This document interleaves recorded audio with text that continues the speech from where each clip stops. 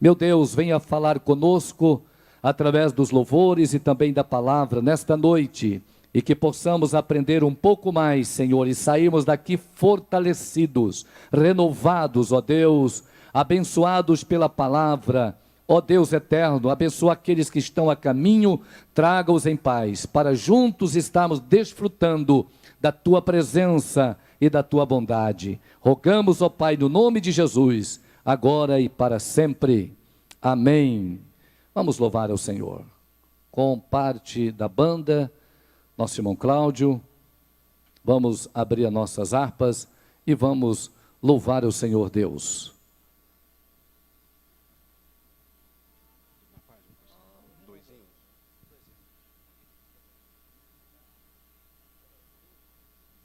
Aleluia. Saúdo a todos com a paz do Senhor. Amém? 115 de nossa harpa, vamos adorar e glorificar o nome do Senhor Jesus. Vamos trabalhar e vamos orar. Oh, glória a Deus. 115. Vamos adorar e glorificar o nome do Senhor Jesus. Vamos aproveitar este momento que aprove o Senhor e entregar o nosso louvor, nossa adoração, o nosso culto aos pés do Senhor Jesus.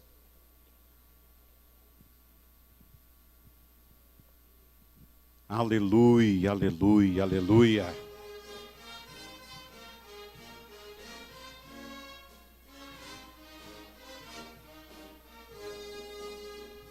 Eu quero trabalhar para meu Senhor, levando a palavra com amor. Quero eu cantar e orar, e ocupado quero estar sim na vinha do Senhor. Adore ao Senhor, trabalhai e orai na seara e na vinha do Senhor. Meu desejo é orar, e ocupado quero estar sim na vinha do Senhor. Eu quero cada dia trabalhar, escravos do pecado libertar, conduzi-los a Jesus, nosso guia, nossa luz, sim, na vinha do Senhor. Aleluia. Trabalhai e orai na seara e na vinha do Senhor. Meu desejo é orar, e ocupado quero estar sim na vinha do Senhor. Eu quero ser obreiro, de valor, confiando no poder do Salvador. Se quiseres trabalhar, acharás também lugar sim na vinha do Senhor. Adore a Deus, igreja. Trabalhai e orai na seara e na vinha do Senhor. Meu desejo é orar, e ocupado quero estar sim na vinha do Senhor. Aleluia, aleluia. Como é bom louvar ao Senhor. 127 de nossa harpa cristã. Vamos continuar adorando e louvando o nome do Senhor Jesus. Aleluia, aleluia, que Deus possa falar conosco. Aleluia, aleluia, aleluia. 127, para você que não trouxe harpa, nós temos o telão ali, ó. Para que juntos possamos cantar, louvar ao Senhor em uma só voz, adorando e glorificando o nome do Senhor Jesus. Fala Deus conosco, toca-me com brasas do altar, aleluia.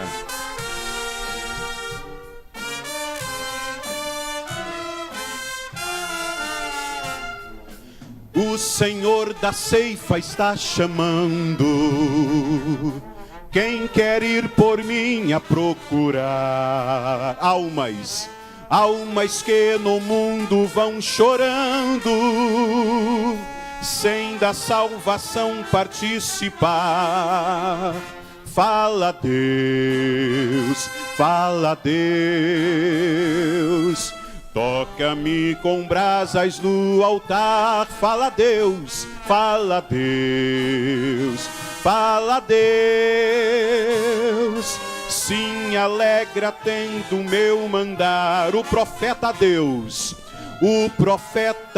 se aproximando, considera-se um pecador, mas o fogo santo queimando torna útil para o seu Senhor. Aleluia. Fala Deus,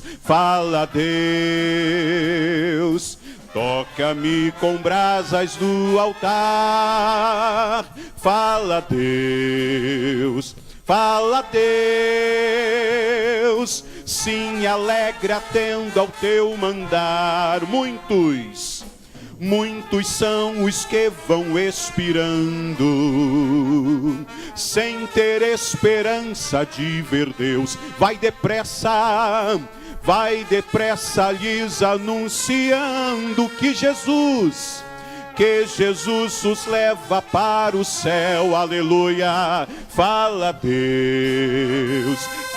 Deus, toca-me com brasas do altar. Adore ao Senhor. Fala Deus, sim, alegra atenda ao teu mandar. Breve os trabalhos serão findos, bênçãos vão os servos desfrutar, e Jesus o saudará. Bem-vindo, aleluia, esta glória espero alcançar. Aleluia. Fala Deus, toca-me com brasas no altar. Fala Deus, sim, alegra atenda ao teu mandar. Oh, glória a Deus, que o Senhor possa falar conosco nesta noite. Oh, glória a Deus.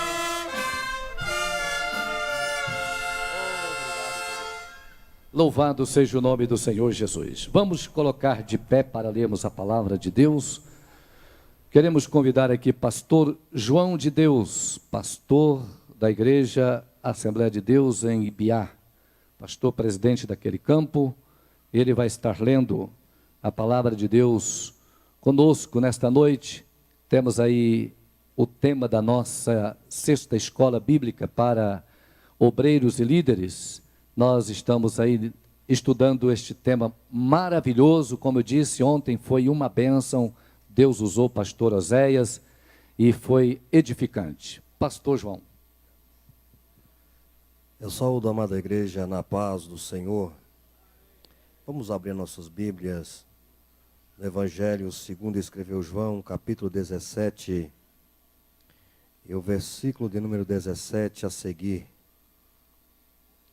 Evangelho segundo escreveu João, capítulo 17, versículo 17 a seguir. Diz assim: santifica-os na verdade, a tua palavra é a verdade. Assim como tu me enviaste ao mundo, também eu os enviei ao mundo, e por eles mesmo me santifico a mim, para que também eles sejam santificados na verdade. Eu não rogo somente por estes, mas também por aqueles que pela sua palavra hão de crer em mim, para que todos sejam um, como tu, ó Pai, o és em mim, e eu em ti, que também eles sejam um em nós, para que o mundo creia que tu me enviaste. E eu dei-lhes a glória que a mim me deste, para que sejam um, como nós somos um. Eu neles e tu em mim, para que eles sejam perfeitos em unidade, para que o mundo conheça que tu me enviaste a mim e que tens amado a eles como me deste, ou como me tens amado a mim.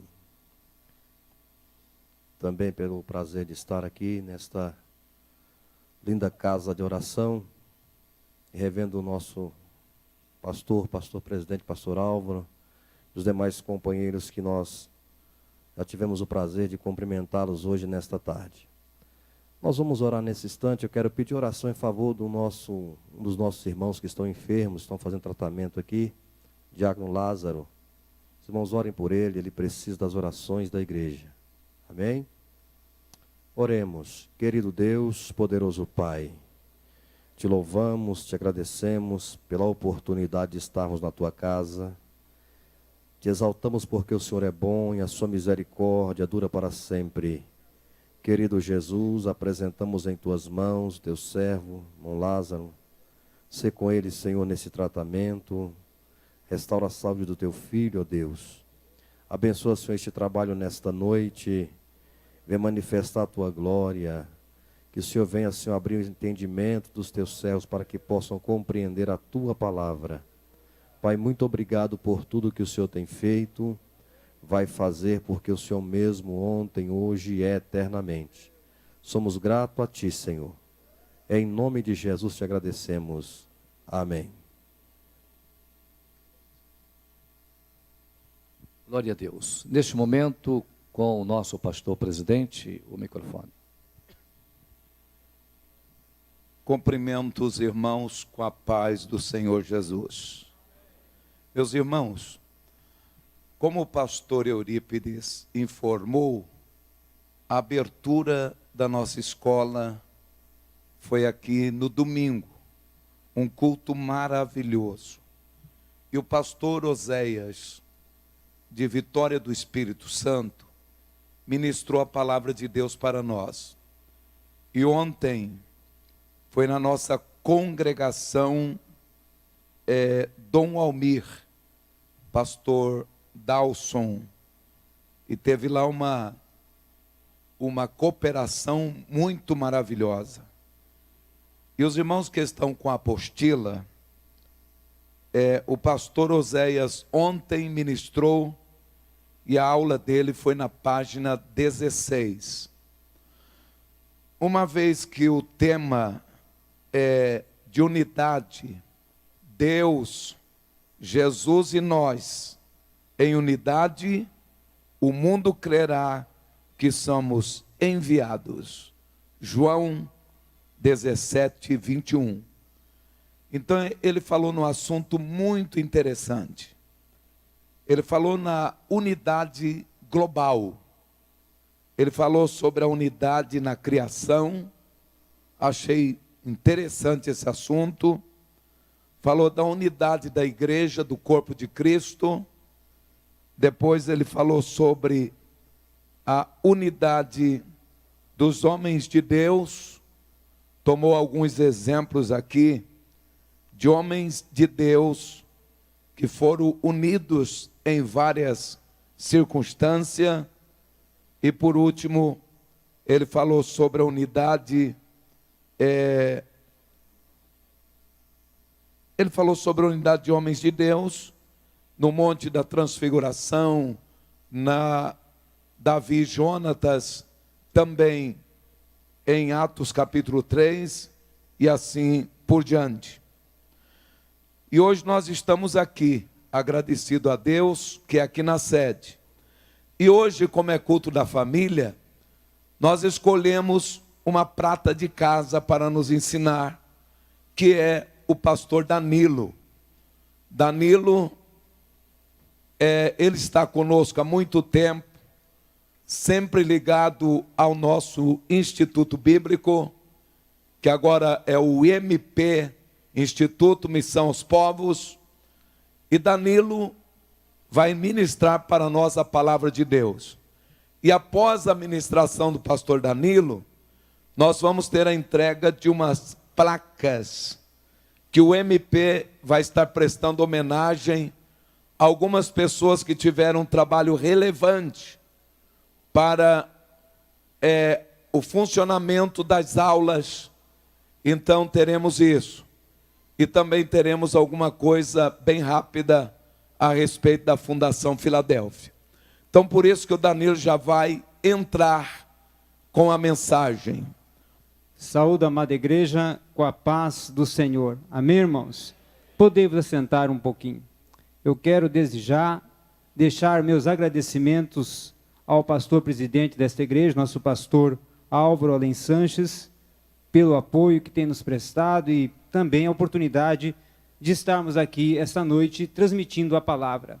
Também quero fazer menção e a minha gratidão a todos companheiros de ministério que sempre têm me apoiado, pastores que sempre têm me estendido a mão. Nunca vou esquecer de cada um de vocês que sempre compartilharam as bênçãos, o apoio e a fraternidade com a minha pessoa. Não só com a minha pessoa, mas também com a minha família. Neste momento, então, vamos, sem delongas, ficarmos em pés para lermos a palavra de Deus. E eu quero ser bem sucinto hoje, temos 45 minutos, e como eu sempre gosto de dizer, eu sou o menor da casa de Uberlândia, então o menor tem que ser dentro do tempo. Vamos então rapidamente abrir a Bíblia em João, Evangelho de João, nosso tema está em João capítulo 17, o versículo 21, mas eu quero também ler o versículo 22. Então nós vamos ler o versículo 21 e o versículo 22. Na apostila, eu fiz aqui uma síntese do que nós vamos abordar, tendo em vista que quando você vai estudando e vai se aproximando do dia, vai surgindo novos assuntos e Deus vai colocando mais palavras e aí a gente vai ampliando. Mas aí, se não tiver Deus na apostila, o irmão guarda o que Deus vai lhe entregar e depois a gente pode compartilhar o assunto. Então, João, capítulo 17, versículo 21 e 22, diz o seguinte: para que todos sejam um, como tu, ó Pai, o és em mim, e eu em ti, que também eles sejam um em nós, para que o mundo creia que tu me enviaste. Versículo 22, e eu dei-lhes a glória que a mim me deste, para que sejam um, como nós somos um. Ainda em pés, vamos falar com Deus. Bondoso e eterno Pai, nós dependemos totalmente da Tua misericórdia, dependemos da Tua graça, da Tua unção, e pedimos, Senhor, esta noite que fale com o Teu povo, abençoa a Tua igreja. Senhor, nós te pedimos, Senhor, a Tua misericórdia, a Tua graça, sobre a nossa vida, utiliza como sim tu desejardes, em nome de Jesus teu Filho, amém. Podemos assentar. Esta oração, nós podemos ver que quando João está escrevendo, ela tem um sentido para nós, aplicativo, de uma despedida. Temos várias orações dentro dos evangelhos, que apresentam um aspecto de despedida. Jesus está se despedindo. Nesta oração tem algumas particularidades. Ele está se despedindo, mas ele está transmitindo aos seus discípulos uma oração que ele está falando com eles, como ele desejaria que eles se comportassem, como ele desejaria que eles agissem nesta terra, e como é que ele também tinha por propósito, por sentimento, que a igreja fosse a igreja constituída. E assim ele começa a colocar algumas particularidades e alguns aspectos que nós vamos ver aqui dentro do estudo, que são relacionados à unidade do corpo de Cristo. A unidade que ele tinha por propósito, que assim como ele com o Pai é um em uma essência só, em uma natureza só, e aí nós temos a hipostase, quer dizer, divino e humano. Jesus era divino e era humano, ele era Deus, mas também era o verbo encarnado, ou Deus manifestado. Temos um termo que vai dizer antropópotes, ou quer dizer, o Deus que se manifestou, E aí aqui nós podemos ver aqui que agora ele quer que essa unidade que ele tem com o Pai, que esse elo que ele tem com o Pai, que essa relação, esse relacionamento, essa intimidade, essa identificação que ele tem com o Pai, a igreja venha ter também. Mas esta oração, como eu coloquei aqui, ela trata também de alguns aspectos muito importantes para a nossa vida espiritual. Primeiro fala da obediência de Jesus ao Pai. E Jesus queria também que nós tivéssemos uma obediência, não somente a Ele, mas também a nossos superiores. A glorificação de seu Pai por meio de sua morte e exaltação. Estava próximo dele vir a ser glorificado. Estava próximo da sua crucificação. E agora ele ora por esse momento da sua glorificação. E também a revelação de Deus em Cristo Jesus. Como João mesmo diz, o verbo se fez carne. E a outra parte, outra questão, tópico aqui, é a unidade entre o Pai, o Filho e os seus discípulos. E por último, o seu retorno à destra do Pai. Mas quando nós vamos falar de essência, nós vamos falar de natureza de Deus, eu sempre gosto de usar um atributo que para mim ele tem um sentido muito especial dentro desse contexto, que é a glória de Deus. A glória de Deus, ela tem uma singularidade, e quando nós falamos da glória de Deus referente a Jesus Cristo, tem 3 sentidos. Primeiro, singularidade. Só ele podia ter a glória de Deus. Só ele era aquele que o próprio João disse, nós vimos a glória do unigênito. Ele era o único que possuía a glória. A doxa é a glória manifestada. Ele era aquele que tinha doxa, a glória manifesta nele. A glória estava encarnada nele. E nós vemos agora o mesmo aspecto, que esta glória, ela também representa santidade. É o resplendor que identifica que ele era o Deus Santo de Israel. Também a glória representa transcendência. Porque só aquele que transcende aos céus e que está nos céus e dos céus veio e habitou entre nós é que tem esta glória celestial. Mas no Antigo Testamento, nós vamos ver a glória sendo apresentada com o termo kabod. Mas esta glória apresentada com o termo kabod, ela aparece num sentido muito aplicativo de Shekinah, quando nós vamos ver ali, quando ele começa a manifestar a sua presença divina. Porque Shekinah significa a presença divina, a habitação divina, Deus habitando em meio aos homens. E o símbolo da presença dele divina, ou quando a sua glória, Shekinah, estava se manifestando em Israel, era a nuvem. Sempre que a nuvem aparecia, porque não podia se ver a glória, ninguém poderia contemplar a glória de forma visível, então aparecia a nuvem. E quando a nuvem aparecia, estava se identificando, olha, a nuvem está sobre a tenda da congregação, ali está a presença divina sobre a tenda da congregação. A nuvem está agora ali em meio ao templo, ali está a presença divina em meio ao templo. A nuvem está alçando em frente à tenda da congregação, indicando para que eles possam marchar, ali está a presença divina.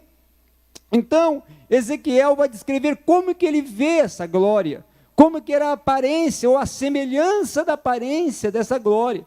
Ezequiel capítulo 1, quando ele tem a visão dos querubins, ele diz que a glória era como uma cor de ambar, e o interior dela era como fogo, o interior do fogo, que brilhava e resplandecia. Mas Ezequiel também fala que ela tinha um aspecto de um arco, como o arco de um arco-íris, é ali que estava resplandecendo. Mas eu vou para João lá na ilha de Pátimos. João lá na ilha de Pátimos, agora exilado, ele tem uma visão, e naquele momento que ele está tendo esta visão, ele vê o Senhor assentado no seu alto e sublime trono, e ele vê nas suas mãos as 7 estrelas, vê da sua boca uma espada com 2 fios, e aí ele olha para o rosto e vê o quê? O sol como estivesse nascendo, ou resplandecer do sol. Então identifica-se João que a glória ali estava manifestando de uma forma como se um sol resplandecente estivesse surgindo. Agora vamos voltar um pouco e vamos analisar e acompanhar a glória em Israel. Quando nós vamos ver Êxodo capítulo 16, o povo estava murmurando, esperando o momento e reclamando porque eles não tinham alimento. Era murmuração por causa que, olha, nos deixaste aqui, nos tiraste do Egito, que nós tínhamos o alimento, nós tínhamos o pão, nós tínhamos a carne, e agora viemos para o deserto, estamos para morrer de fome. Então, naquele momento, Deus fala com Moisés, e Moisés recebe a voz de Deus, e aí ele reúne o povo e diz: olha, Deus já respondeu às vossas murmurações. E a Bíblia diz, naquele momento, Arão, que era o porta-voz de Moisés, diz para o povo: olhai para a tenda. Quando o povo olhou para a tenda, naquele exato momento, a nuvem desceu sobre aquele lugar. A Shekinah estava habitando ali, para dizer: eu estou aí, aí está a minha evidência, é eu que estou falando, é eu que estou presente neste lugar. Mas também, quando lá na tenda da congregação, ela estava agora já edificada, a tenda da congregação no deserto, sempre quando ela era edificada, o povo parava em meio à marcha, edificava-se a tenda, ali naquele momento a nuvem repousava sobre a tenda da congregação. Sabe o que indicava isso? Eu estou presente convosco. E quando a tenda da congregação, a nuvem naquele momento estava sobre ela, ele estava presente com o povo. Mas quando ele ia à frente da tenda da congregação, ou seja, quando a nuvem ia à frente, indicava: agora vocês podem marchar, é dia, está quente no deserto, mas eu estou convosco para proteger e vos guiar nesse deserto. Mas a noite no deserto é fria, a noite no deserto é uma noite triste, muitas das vezes, pelas condições climáticas do deserto, mas ele também estava presente no deserto, só que à noite no deserto ele não aparecia em forma de nuvem. À noite no deserto ele aparecia ou se manifestava em forma de uma coluna de fogo, indicando: eu estou presente, a minha Shekinah está aí, olha a coluna aí, está à frente, então pode marchar essa noite. Mas nós vamos ver um momento de uniformidade. Nós estamos falando de unidade, um momento que eu vejo que a glória de Deus se manifestou por causa da unidade, da uniformidade daquele povo. Lá estava Asaf, Remã e Jedutum, os 3 líderes de louvor de Israel, e também estava a sua descendência. Eu estou falando agora de 2 Crônicas, capítulo 5, e eles estavam reunidos naquele momento, e 120 sacerdotes estavam ali com as suas trombetas, estavam outros com seus instrumentos, símbolos sonoros, tambores, alaúdes, e estavam todos reunidos, e diz a Bíblia que uniformemente, ou seja, em uma só voz, e unidos em um só som, eles começaram a entoar o louvor. Os sacerdotes, os 120, tocaram a trombeta ao mesmo tempo. Aqueles que estavam com a alaúde tocaram ao mesmo tempo. Aqueles que estavam com os tambores e os símbolos tocaram ao mesmo tempo. E aqueles que estavam agora, naquele momento, cantando, entoando com as suas vozes, entoavam a voz em uma só voz ao mesmo tempo. E diz a Bíblia que quando aquela uma só voz foi ouvida da multidão, quando um só som dos instrumentos foi ouvido, naquele momento a nuvem desceu sobre o templo de Salomão, identificando agora: olha, eu estou agora sobre esse templo, eu estou descendo a minha habitação sobre esse templo. E aí Salomão alçou a sua voz e disse: a partir de hoje esse templo é a habitação de Deus. Por quê? Porque a presença divina estava ali no templo de Salomão. Mas nós vamos ver também, agora já no Novo Testamento, o Cristo manifestado, ou o verbo que se fez carne, ele sendo a própria glória de Deus, ele sendo a glória manifesta. E aí ele vai a uma cidade, e sabe quando que apareceu a glória manifesta? Na transfiguração. Quando João, Pedro e Tiago viram ele já em estado de glória ali, junto com Moisés e junto também com Elias na transfiguração, eles viram a doxa porque ele estava resplandecendo sobre as nuvens. Mas ele também manifestava a sua glória quando acontecia acontecimentos sobrenaturais, quando acontecia algo que marcava a multidão. E ele estava numa cidade chamada Naim. Naquela cidade tinha uma mulher que tinha perdido a sua esperança. Naquela cidade tinha uma mulher que tinha pedido o seu apoio.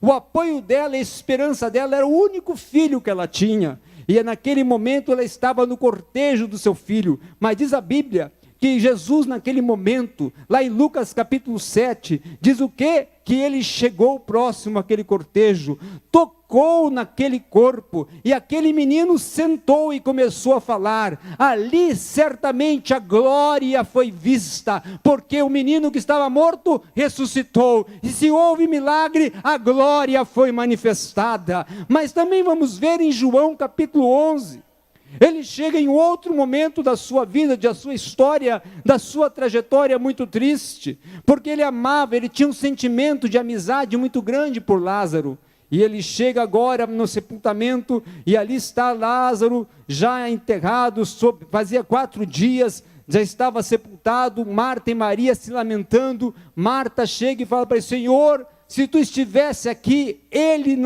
nada disto teria acontecido, ele não teria morrido.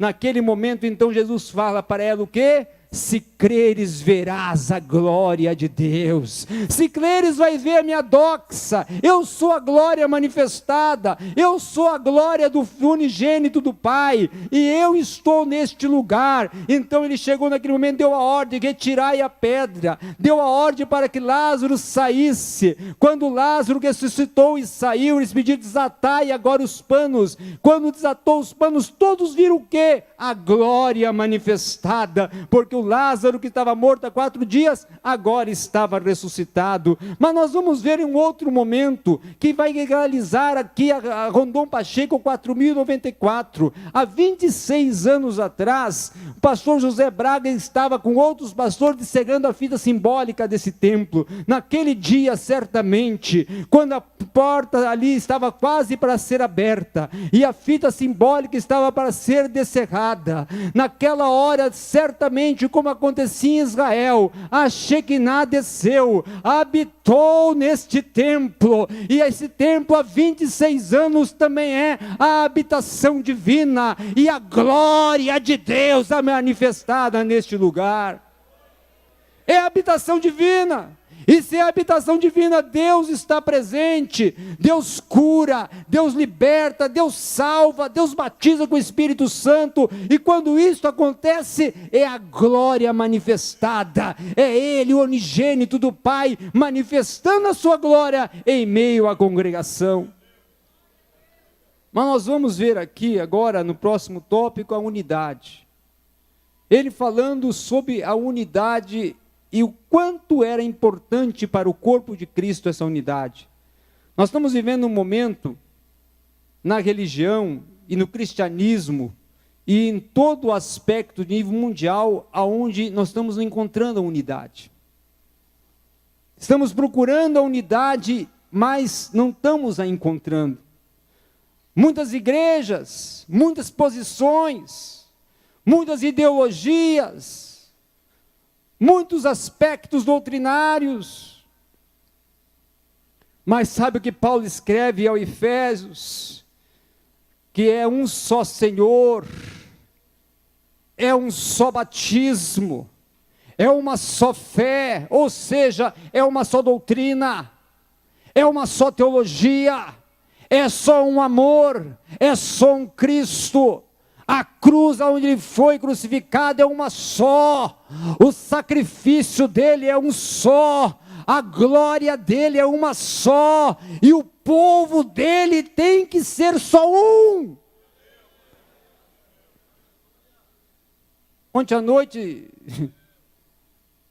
a situação até torna-se um pouco engraçada, porque a pessoa se desentende em um aspecto teológico, doutrinário, ou até de submissão com o seu presidente, com o seu pastor, e aí, eu sou pastor, e ele mesmo se unge, e aí ele aluga um salão e coloca lá uma placa, e aí forma várias doutrinas e teologias ao seu bel prazer. E ontem eu descobri mais uma, eu, pastor Marcos Lopes, descobrimos mais uma ontem, e essa eu fiquei até por entender até agora o que significa. Igreja Pentecostal Aprisco Labaredas. Então, fica uma situação complicada. Por quê? Porque não há unidade. Nós temos que ser um corpo unido. Existem muitos membros? Existe. Cada um com a mesma função? Não, com cada um com a sua função diferenciada. Cada um com a mesma forma de pensar? Não, cada um com a forma de pensar diferente. Mas existe um só Senhor, existe um só Deus, existe só um fundamento, que existe só uma cabeça nesse corpo, existe só um espírito que opera nesse corpo, existe só um sentimento que tem que estar nesse corpo, que é o amor de Deus manifestado, existe só uma graça que utiliza o mais pequeno, que é a graça de Jesus Cristo, existe só uma oportunidade que desfaz qualquer embaraço, que é o perdão. Então nós temos que ser unidos na hora de perdoar, nós temos que ser unidos na hora de carregar a dor do irmão.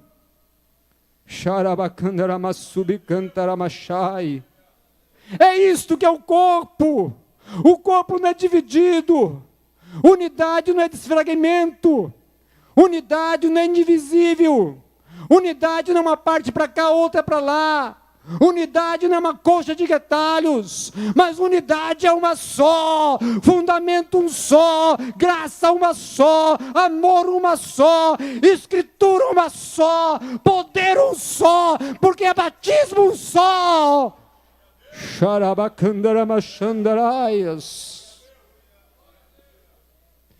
Sabe, nós queremos ser uma igreja, temos que ser uma igreja só. No arrebatamento, eu quero ver como vai ser no arrebatamento. Porque sabe o que está escrito em Apocalipse? Todos os povos, tribos, línguas e nações, um só corpo, uma só população, um só povo, nesta hora, vai ser elevado aos céus. O alemão vai subir junto com o africano. O judeu vai subir junto com o alemão.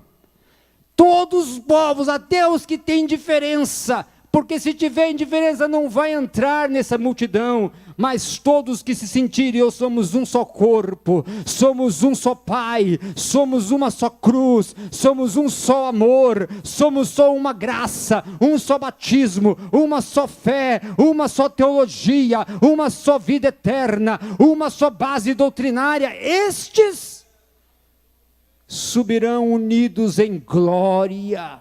E aí completa-se o versículo 22, e eu dei-vos a minha glória, ou seja, esta glória que ele tem, a glória do unigênito, nós também teremos, porque Paulo fala que convém que aquilo que é mortal se revista do imortal, aquilo que é corruptível se revista do incorruptível, e aquilo que é sem glória se revista de um corpo de glória. Todos os povos, tribos, línguas, nações nos céus serão transformados em um corpo de glória. Mas tem que haver unidade, porque não vai subir desunido. Tem que haver unidade, porque vai ser arrebatado unido. Tem que haver unidade, porque vai vencer a batalha unido. Sabe o que acontece lá e a glória manifestou? Sabe por que a glória manifestou de uma forma tão grande na inauguração do templo de Salomão? Porque foi ouvida uma só voz. Era uma só voz. A Bíblia diz, uniformemente ouviu-se uma só voz. Quando Deus ouve uma só voz da igreja, a glória desce. Quando Deus ouve uma só voz do seu povo, eles estão unidos, então agora a minha Shekinah vai repousar.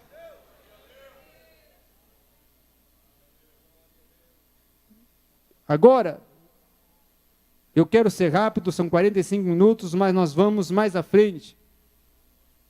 E vamos falar de um termo utilizado em Israel, para designar o discípulo. E esse termo, ele tinha um aspecto, não somente de discípulo, mas também de aprendiz, que é o termo Talmidim. Os meninos de Israel, com 6 anos de idade, eles já tinham que entrar numa escola chamada Beit Sefer. Na Beit Sefer, a escola que eles iam, com 6 anos de idade, eles iam para aprender a Torá, ou seja, o Pentateuco.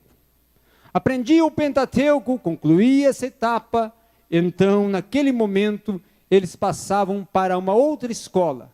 Agora vocês vão para Beit Talmud, vão aprender o Talmud. Quando eles chegavam aos 12 anos, eles já sabiam toda a tradição e a tradução oral da lei. Aos 14 anos, eles já sabiam todo o Antigo Testamento e já estavam ao ponto de discutir sobre temas teológicos, tratados teológicos do Antigo Testamento.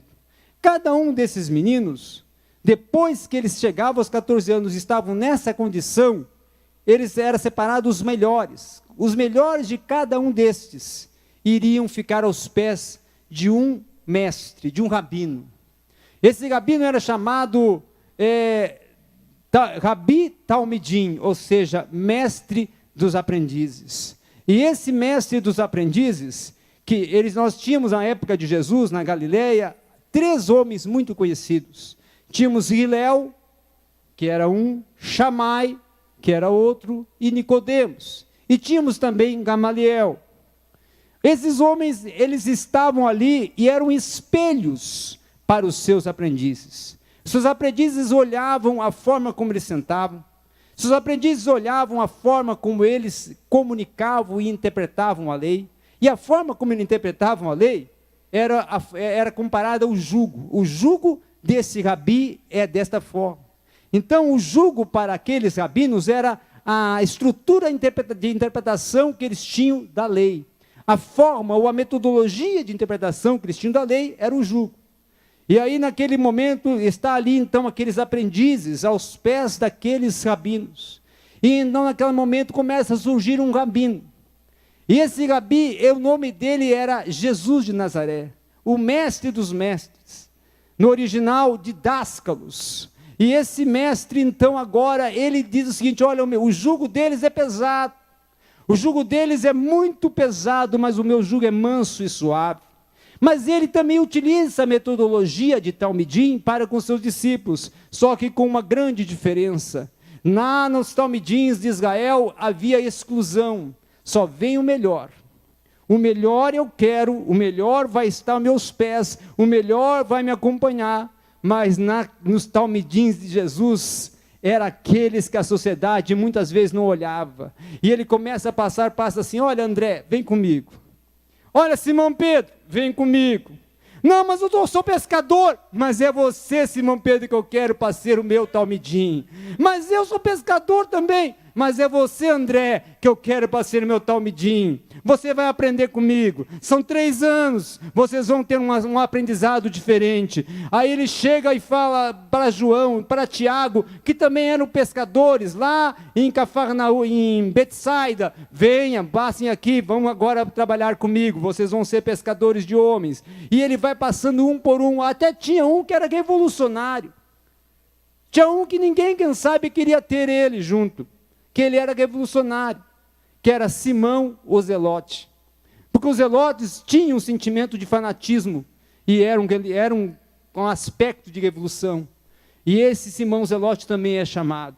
E eles são agregados a serem discípulos agora, a serem aprendizes de Jesus. E Jesus começa a lhes ensinar, começa a lhes transmitir a realidade. E ali, Mateus capítulo 10, versículo 20, Jesus diz assim: basta que o discípulo seja igual, semelhante ao seu mestre. Sabe qual é o método pedagógico que Jesus estava trazendo para os discípulos? Vocês têm que ser igual a mim. Eu quero ser discípulo, eu tenho que ser igual ao meu mestre. O sentido pedagógico de vocês é de igualdade. Como eu falar, vocês vão falar. Como eu agir, vocês vão agir. Como eu me comportar, vocês vão me comportar. Andai perto de mim. Existe uma expressão em Israel que todo discípulo devia acompanhar o seu mestre até ao ponto de receber a poeira do seu mestre sobre o seu rosto. Sabe o que acontece? Os discípulos acompanharam acompanhavam Jesus, acompanhavam ao ponto de receber as poeiras do andar de Jesus sobre o seu corpo. Eles tinham intimidade com Cristo. Todo discípulo tem que ter intimidade com o seu mestre, conhecer ele a fundo, conhecer a sua doutrina, conhecer o seu posicionamento, conhecer a sua forma de falar, a sua forma de sentar, a sua forma de agir, a sua forma de orientar, a sua forma de aconselhar, a sua forma de amar, a sua forma de perdoar. E ele começa a chamar cada um desses discípulos e prepara cada um deles. Mas depois que ele é ascendido aos céus, um discípulo que era realmente um talmidim, que era discípulo de Gamaliel, esse tem um encontro com ele já como um abortivo. Só que Nicodemos, ele era, além de ser instruído aos pés de Gamaliel, e era ser zeloso da lei, ele era um perseguidor da igreja. Ele era totalmente contrário e contra aqueles discípulos. Mas Jesus vai ao encontro dele no caminho de Damasco, não mais em corpo, não mais em forma corpórea, mas ele vê a luz, ele vê a resplandecência da glória ali, e ouve a voz depois falando com ele. E ele naquele momento começa a ser impactado por esse mestre, pela metodologia desse mestre, e Jesus começa a chamar Saulo de Tarso, que agora já estava sendo transformado em Paulo, para acompanhar ele. Mas sabe o que acontece nas etapas desse talmidim? Ele primeiramente teve a rejeição dos discípulos. Ele teve que ficar 14 anos no deserto da Arábia sendo preparado, mas agora não por um mestre, mas foi 14 anos ele e Cristo, ele e o Espírito Santo trabalhando na vida dele. Depois então ele vai e se apresenta perante os discípulos ninguém queria saber de ter Paulo agora com eles, mas um homem chamado Barnabé fala, não, eu vou levar ele comigo, vou levar ele lá para Antioquia, e ele vai estar comigo lá na Antioquia. E ali em Antioquia ele esteve durante 1 ano e meio, sendo também agora como um discípulo de Barnabé. Mas depois os dois são levados a Jerusalém, e lá no concílio, reunidos em Jerusalém, eles são despedidos, perante uma oração que estava ali, pastores, mestres, doutores e profetas, todos impõem as mãos, oram, e Barnabé e Paulo são enviados aos gentios. E nós vamos ver depois que mais tarde, ele escreve nas suas cartas, em 1 Coríntios, capítulo 11, sede meus imitadores, como eu sou de Cristo. E lá em Efésios, capítulo 5, ele vai dizer assim, sede imitadores de Deus. Sabe, igreja, nós como discípulos, nós como os talmidins do Senhor, precisamos ser imitadores, não de sentido de imitar como ele faz, como ele fala, mas no sentido de ser semelhante a ele, procurar ser semelhante a ele no falar, ser semelhante a ele na forma de amar, ser semelhante a ele na forma de perdoar, e aí a sociedade verá que nós somos enviados por ele. Por quê? Porque a sociedade vai ver, ali está as marcas da cruz de Cristo naquele discípulo, ele ama como seu mestre, ele perdoa como seu mestre, ele fala como seu mestre, ele estende a mão como seu mestre, ele impõe a mão sobre o paralítico anda como o seu mestre impunha, ele tem a mesma autoridade que o seu mestre tem, ele fala com poder como o seu mestre fala. A igreja vai ser a igreja que vai impactar a sociedade, que vai comover a cada povo, cada sociedade, cada estrutura, cada cultura, a partir do momento que nós se conscientizarmos que nós como discípulos precisamos nos identificar com Cristo. E identificação é quando eu e ele estamos íntimos, quando eu e ele temos um relacionamento profundo. Isso é intimidade. A Igreja Assembleia de Deus, em 1911, ela iniciou nesse berço brasileiro com homens que tinham intimidade. E eu quero agora aproveitar os tempos que me restam, ainda antes de entrar no próximo e último tópico, falar da intimidade de um homem, que esse eu tive a oportunidade de conhecer mais de perto, e quem sabe até ser um pouco o talmidim dele. Este homem entrou no Brasil em 1918, fazia 6 anos que a Assembleia de Deus já tinha sido implantada. Esse homem chega no sul do Brasil. Ele vai a Porto Alegre, sobe um monte, e naquele monte Deus deu uma visão para ele: olha, há anos à frente, neste monte vai ter uma avenida que vai se chamar General Neto, e aqui vai ter o meu templo. Mas ele não consegue contemplar isso, porque vem um outro missionário, Gustavo Nordland, e Gustavo Nordland assume o trabalho em Porto Alegre, e ele, J.P. Colenda, é enviado para Florianópolis. Lá em Florianópolis ele começa então a implantar o trabalho da Assembleia de Deus em Santa Catarina. Mas um dia ele faz uma visita ao seu sobrinho este que era tido como filho dele, porque a sua irmã tinha entregue esse sobrinho para ser filho de adoção dele, porque J.P. Colenda só tinha uma filha. E naquela época havia uma escassez de obreiros, havia uma escassez de discípulos. Eles usavam os próprios familiares, e usavam familiares ainda pequenos. Esse meu tio, que foi utilizado por J.P. Colenda, o João Colenda, tinha 12 anos de idade, quando começou a trabalhar na obra do Senhor. E ele ia de avião de uma cidade para outra? Não, ele ia de bicicleta. Subia de Florianópolis para Ibituba, para Tubarão, pedalando uma bicicleta. E diz uma feita que ele estava com uma latinha de azeite, onde estava a marmita que minha tia-avó tinha preparado para ele, a esposa JP, colocou amarradinha na bicicleta e ele subiu e foi para Tubarão. Quando ele chegou lá em Tubarão, com aquela latinha de azeite, a marmita já estava fria, e ele desce da bicicleta para dar a ceia para os irmãos que estavam esperando. Naquele momento ele cai sobre os irmãos, porque ele estava totalmente fadigado. Subiu a serra, quase 60 quilômetros de uma cidade para outra, e naquele momento ele cai ali fadigado. Eles oram e dão alimento para ele, toma um banho, depois ele ministra a ceia, dorme ali e volta para Florianópolis. E um dia, esse meu tio-avô, J.P. Colenda, vai a Pindamonhangaba visitar o seu filho adotivo. Chega ali, ele é informado que um grande amigo dele, pastor presidente daquela cidade, pastor João de Oliveira, tinha falecido. Mas J.P. Colenda era alemão. Todo alemão tem um posicionamento muito firme, muito radical, e ele já tinha uma certa idade. E aí o presbítero chegou e falou assim: olha, missionário, pastor João de Oliveira acabou de falecer. Ele falou assim: presbítero, você está enganado, ele está dormindo.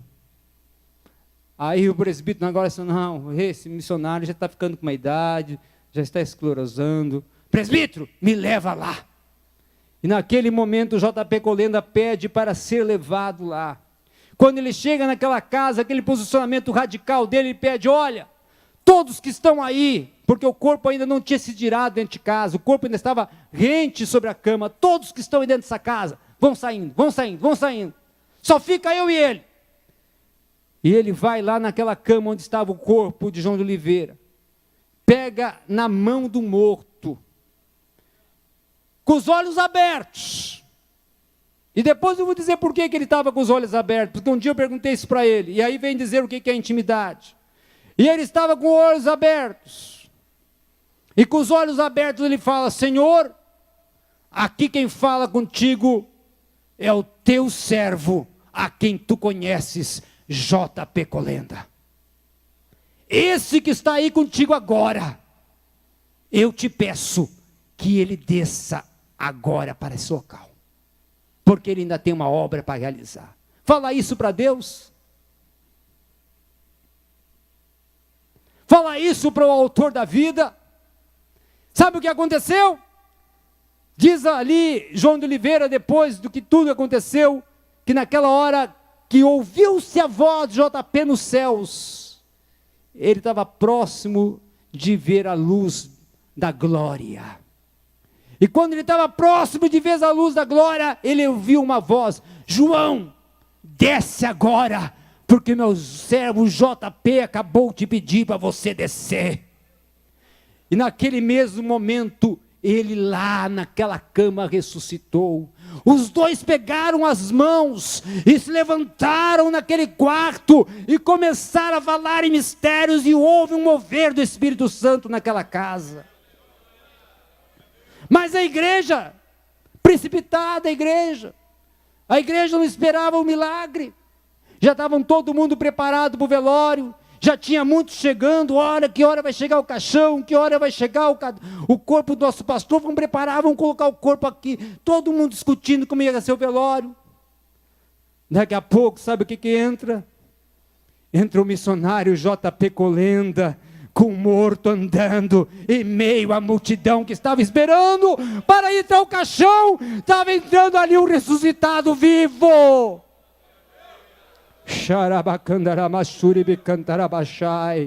A Assembleia de Deus nasceu com milagre de ressurreição.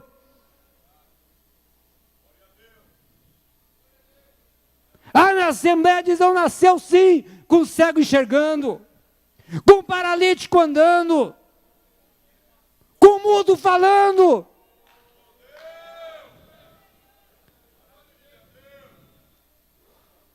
E aí, sabe o que aconteceu um dia, quando eu tinha 14 anos, faltava 1 ano e meio para ele morrer, e ele profetizou até o dia da morte dele.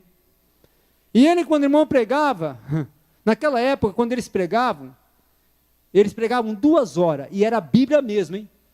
Sem repetir uma palavra, 2 horas de Bíblia sem repetição. E ele pregando lá em Porto Alegre, ele falou assim: olha, esse ano de 1984, que é hoje, o ano que vem, em 1985, tal dia, tal hora, o Senhor vai me recolher.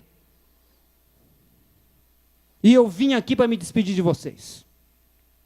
E aí ele foi lá para casa, depois do culto, e o tal Midinho Danilo chegou e perguntou: tio, só pode me falar uma coisa? Eu sei que eu sou menino, sou infantil, mas eu quero te fazer uma pergunta.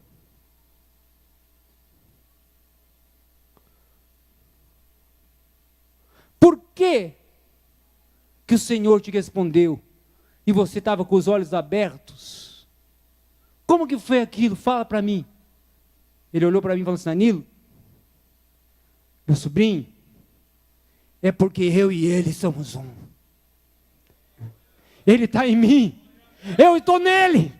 Quando eu falo, ele me vê. E quando ele está falando comigo, eu vejo ele. Ele está aqui agora. Eu estou vendo ele aqui.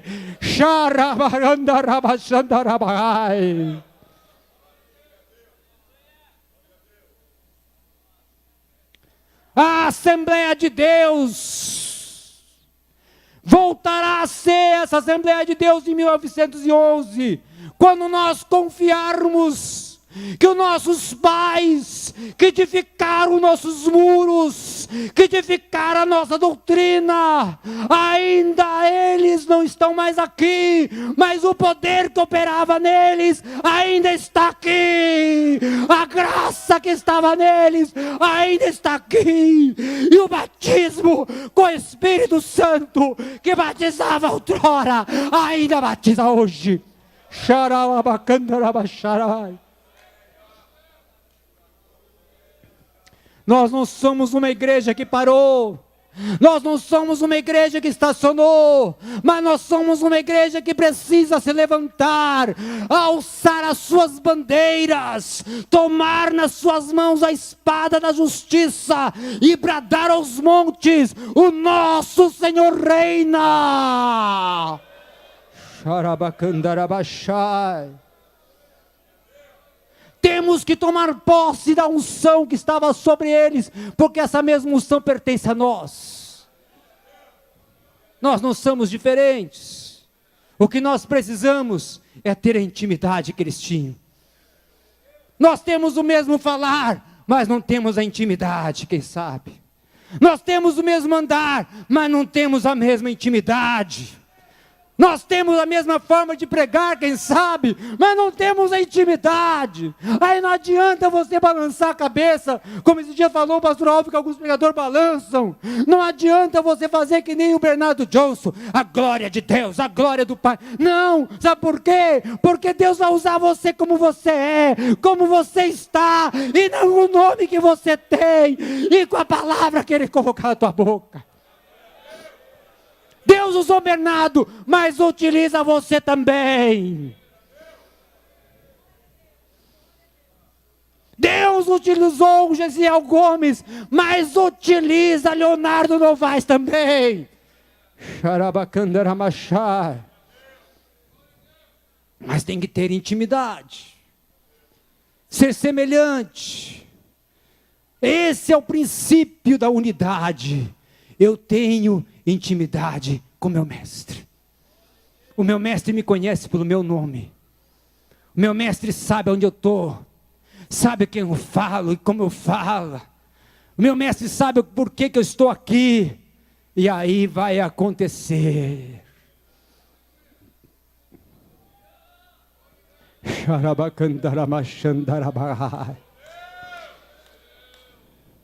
Intimidade faz a diferença. Você está prostrado no chão, mas Ele sabe quem está ali. Você está passando pelo vale, mas Ele sabe quem está ali. Você está no deserto, mas Ele é a coluna que está no deserto de fogo.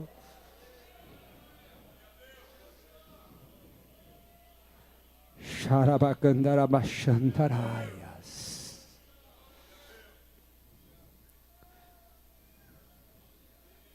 Eu ainda tenho mais um tempinho? Mais 15, 10? Mais 5? Dá para concluir.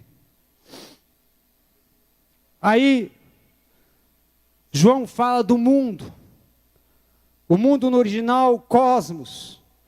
E eu coloquei aqui o mundo que nós estamos vivendo hoje. O mundo que nós estamos vivendo hoje é um mundo pluralista.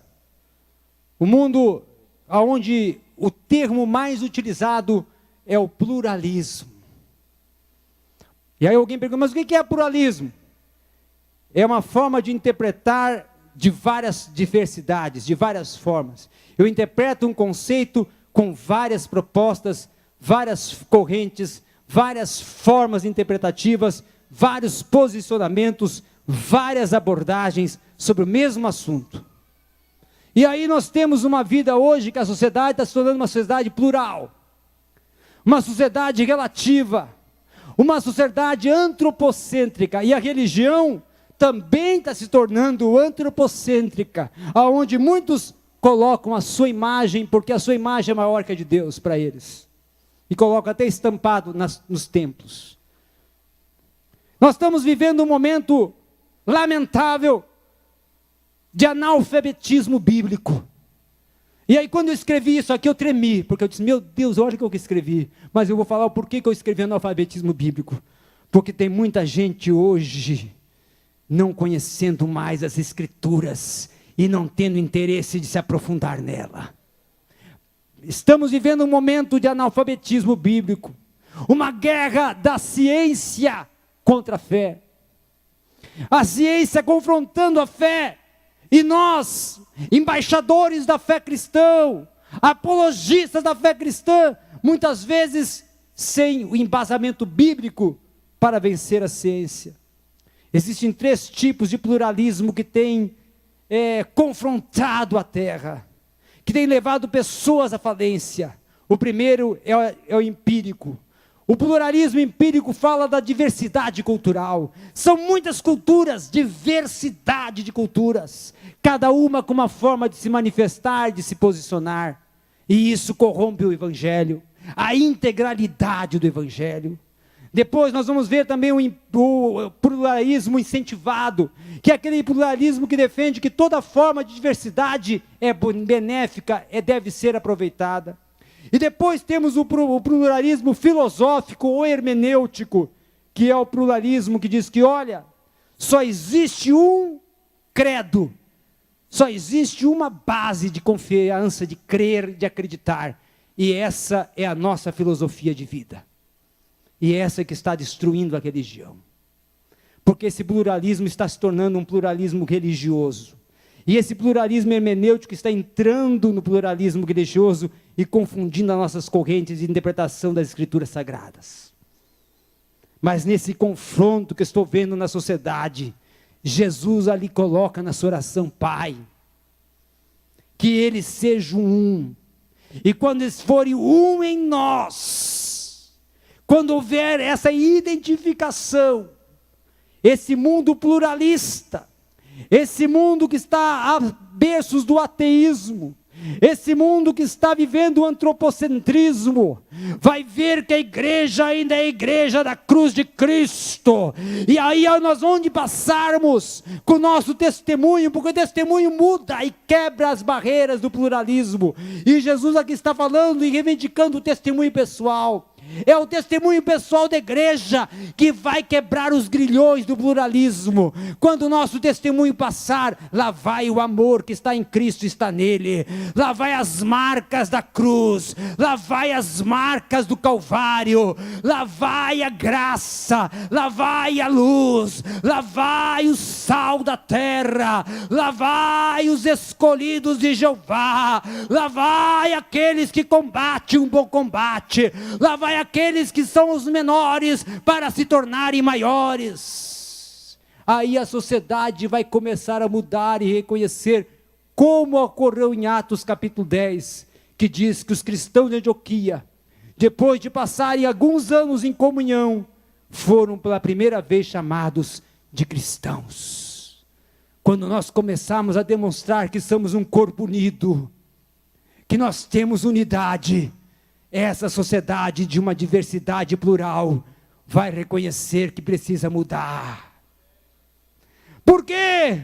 Porque aqui ela vai ver alegria, aqui ela vai ver graça, aqui ela vai ver a mudança de vida, aqui ela vai ver o que a ciência não pode dar. E a ciência não pode dar o quê? A ciência não pode dar a salvação, a ciência não pode dar o perdão, a ciência não pode transformar um homem, a ciência não pode restaurar um membro do corpo de uma forma milagrosa como pode Jesus, curando o câncer, aquele que está cancerígeno, curando aquele que está cego, paralítico. A igreja precisa voltar à igreja que era de Pentecostes. Nós nascemos na festa do Pentecostes, mas o Pentecostes ainda não acabou. Eu quero convidar vocês a ficarem em pé nesse momento. Essa noite você falou e vocês ouviram de intimidade. Essa noite nós ouvimos de unidade da Assembleia de Deus. Essa noite nós ouvimos das raízes da Assembleia de Deus. Eu quero fazer duas perguntas aqui. Quantos aqui querem voltar a 1911? Quantos aqui querem voltar a 1911? Quantos aqui querem aquela Assembleia de Deus que cantava, quando o Jordão passarmos unidos?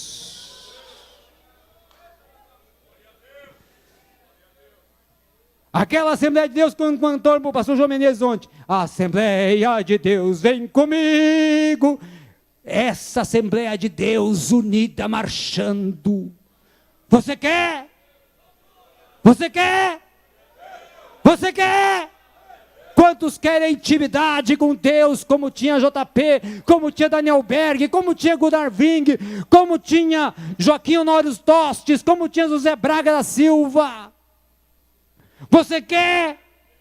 Saia do seu lugar agora, vem aqui à frente, vamos sair do seu lugar.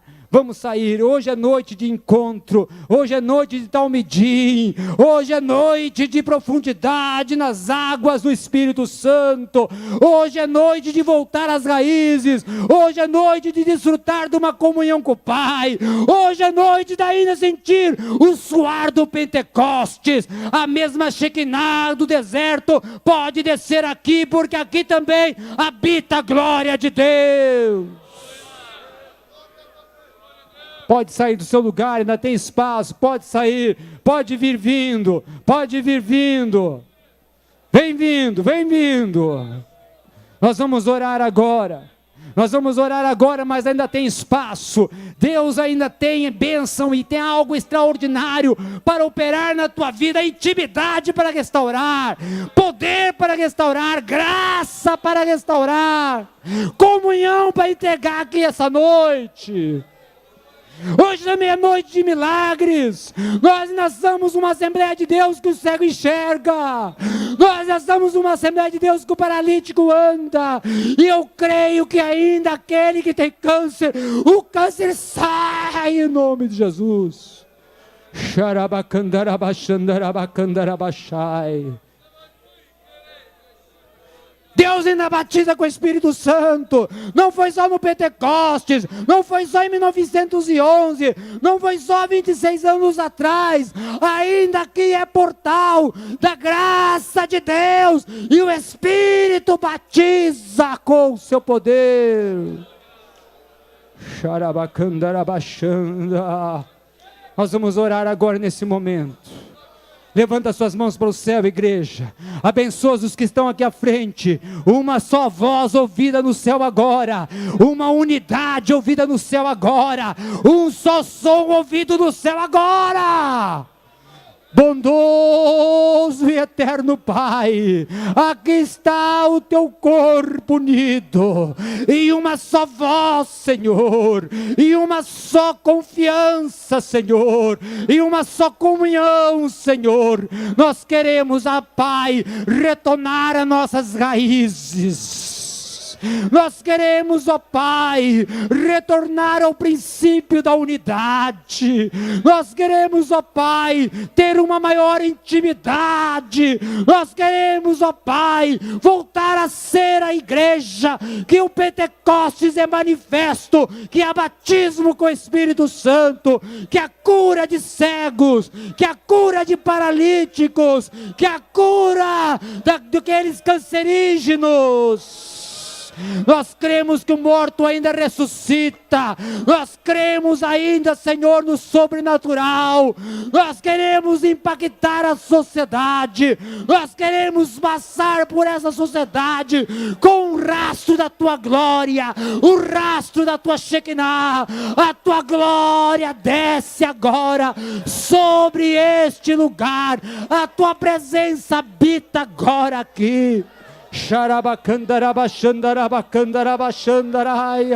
Deus agora renova as alianças, renova os concertos, renova os pactos, renova o ministério agora, a chamada ministerial do teu filho, ao compromisso, à intimidade, fortalece agora. Em nome de Jesus.